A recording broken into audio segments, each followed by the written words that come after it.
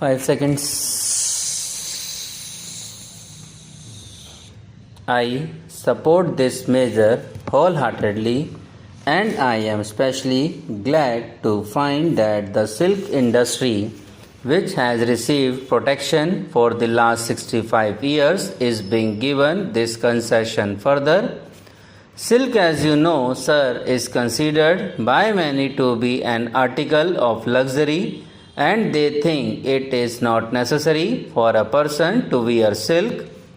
But we must not forget the fact that the silk industry in India is a cottage industry, and it has to be encouraged in order to give employment to people in the countryside.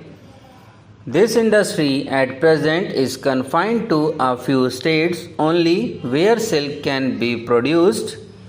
Valuable work is being done in this regard in the states of Karnataka, Assam, and West Bengal.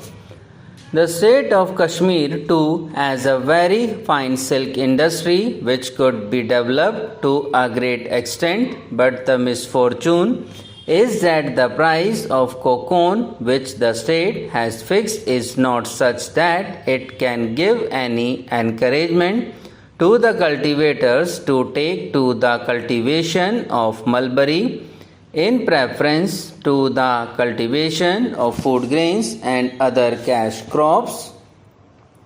When I was a member of the Central Silk Board, I had occasion to visit Kashmir to attend one of its meetings of the Standing Committee, and I had a talk with the Director of Sericulture there, as also with the Chief Minister of Jammu and Kashmir, and I, along with other members of the board, tried to impress upon the Chief Minister that it was very essential for the development of the silk industry in Kashmir that the purchase rate of cocoon should be increased by the state, which was a monopolist in its purchase, and he had agreed to look into the matter.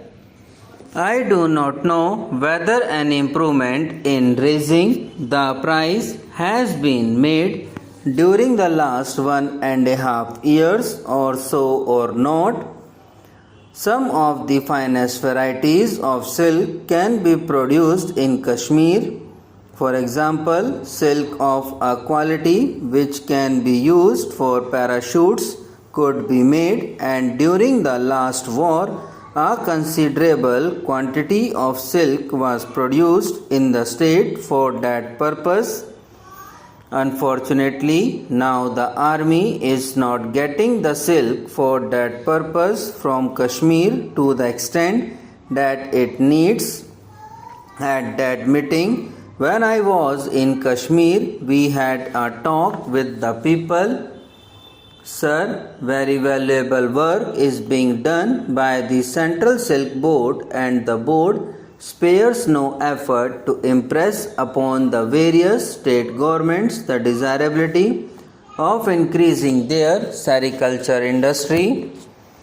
In fact, the amount which the central government has placed at the disposal of the Central Silk Board for the industry in the 11th 5-year plan is a very handsome amount of rupees 500 crores, and much can be done in that amount if only the states which have that industry or the possibilities of it could be persuaded to take greater interest in its expansion. The fact is that the Central Silk Board sanctions amounts to the states, but the states are unable to make use of all the funds. On inquiry, it has been found that their main difficulty is that they had not sufficient personnel at present well trained for that kind of work, and consequently it is not possible for them to develop the industry to the extent it is desired. Recently, various institutions for training have been established in the states under the aegis of the Central Silk Board, and people are being trained and they are being sent out. But even then, with the arrangements so far made, it is not possible to get the trained personnel to the extent that is required for development of the industry in the various states. There is one other thing I would like to mention. Some of the states have been wanting for some time past to install spinning mills in their states. For instance, Assam had desired the establishment of a silk spinning mill 2 years ago, and the Central Silk Board had sanctioned the amount also. But when the state pressed its claim before the central government, difficulties of foreign exchange were placed before it, and on account of this, it was not possible for that state to establish a mill.